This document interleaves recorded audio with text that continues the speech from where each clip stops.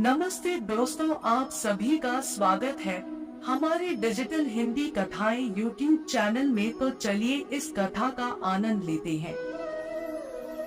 एक समय की बात है, किसी नगर में एक साहूकार रहता था। उसके घर में धन की कोई कमी नहीं थी, लेकिन उसकी कोई संतान नहीं थी। इस कारण वह बहुत दुखी था। पुत्र प्राप्ति के लिए वह प्रत्येक सोमवार व्रत रखता था और पूरी श्रद्धा के साथ शिव मंदिर जाकर भगवान शिव और पार्वती जी की पूजा करता था। उसकी भक्ति देखकर एक दिन मां पार्वती प्रसन्न हो गई और भगवान शिव से उस साहूकार की मनोकामना पूर्ण करने का आग्रह किया। पार्वती जी की इच्छा सुनकर भगवान शिव ने कहा कि हे पार्वती, इस संसार में हर प्राणी को उसके कर्मों का फल मिलता है और जिसके भाग्य में जो हो उसे भोगना ही पड़ता है। लेकिन पार्वती जी ने साहूकार की भक्ति का मान रखने के लिए उसकी मनोकामना पूर्ण करने की इच्छा जताई। माता पार्वती के आग्रह पर शिवजी ने साहूकार को पुत्र प्राप्ति का वरदान तो दिया, लेकिन साथ ही यह भी कहा कि उसके बालक की आयु केवल 12 वर्ष होगी। माता पार्वती और भगवान शिव की बातचीत को साहूकार सुन रहा था। उसे न तो इस बात की खुशी थी और न ही दुख। वह पहले की भांति शिवजी की पूजा करता रहा। कुछ समय के बाद साहूकार के घर एक पुत्र का जन्म हुआ। जब वह बालक 11 वर्ष का हुआ तो उसे पढ़ने के लिए काशी भेज दिया गया। साहूकार ने पुत्र के मामा को बुलाकर उसे बहुत सारा धन दिया और कहा कि तुम इस बालक को काशी विद्या प्राप्ति के लिए ले जाओ और मार्ग में यज्ञ कराना। जहाँ भी यज्ञ कराओ वहाँ ब्राह्मणों को भोजन कराते और दक्षिणा देते हुए जाना। दोनों मामा भांजी इसी तरह यज्ञ कराते और ब्राह्मणों को दान दक्षिणा देते काशी की ओर चल पड़े। रात में एक नगर पड़ा जहाँ नगर के राजा की कन्या का विवाह था, लेकिन जिस राजकुमार से उसका विवाह होने वाला था वह एक आंख से काना था। राजकुमार के पिता ने अपने पुत्र के काना होने की बात को छुपाने के लिए एक चाल सोची। साहूकार के पुत्र को देखकर उसके मन में एक विचार आया। उसने सोचा, क्यों न इस लड़के को दूल्हा बनाकर राजकुमारी से विवाह करा दूं। विवाह के बाद इसको धन देकर विदा कर दूंगा और राजकुमारी को अपने नगर ले जाऊंगा। लड़के को दूल्हे के वस्त्र पहनाकर राजकुमारी से विवाह कर दिया गया। लेकिन साहूकार का पुत्र ईमानदार था। उसे यह बात न्याय संगत नहीं लगी।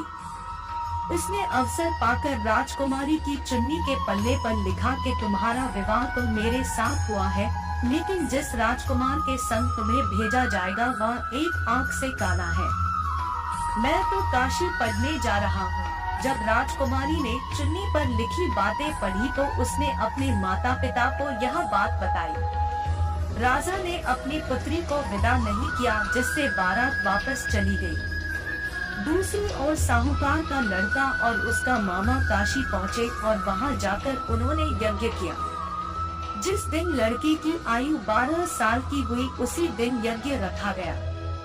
लड़के ने अपने मामा से कहा कि मेरी तबीयत कुछ ठीक नहीं है।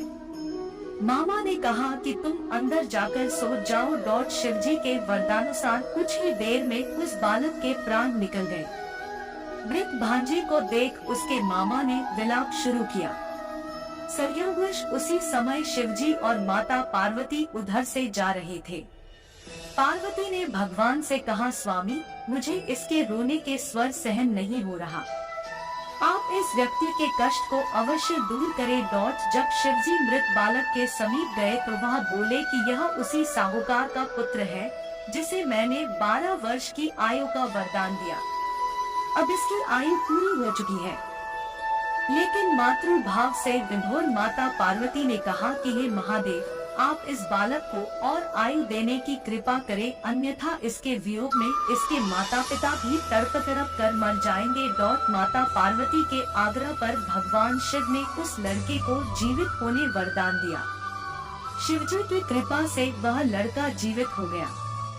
शिक्षा समाप्त करके लड़का मामा के साथ अपने नगर की ओर चल दिया। दोनों चलते हुए उसी नगर में पहुँचे जहाँ उसका विवाह हुआ था। उस नगर में भी उन्होंने यज्ञ का आयोजन किया। उस लड़के के ससुर ने उसे पहचान लिया और महल में ले जाकर उसकी खातिरदारी की और अपनी पुत्री को विदा किया। इधर साहूकार और उसकी पत्नी भूखे प्यासे रहकर बेटे की प्रतीक्षा कर रहे थे। उन्होंने प्रण कर रखा था कि यदि उन्हें अपने बेटे की मृत्यु का समाचार मिला तो वह भी प्राण त्याग देंगे, परंतु अपने बेटे के जीवित होने का समाचार पाकर वह बेहद प्रसन्न हुए। उसी रात भगवान शिव ने व्यापारी के स्वप्न में आकर कहा, हे श्रेष्ठी, मैंने तेरे सोमवार के व्रत करने और व्रत कथा सुनने से प्रसन्न होकर तेरे पुत्र को लंबी आयु प्रदान की है। इसी प्रकार जो कोई सोमवार व्रत करता है या कथा सुनता और पढ़ता है, उसके सभी दुख दूर होते हैं और समस्त मनोकामनाएं पूर्ण होती है।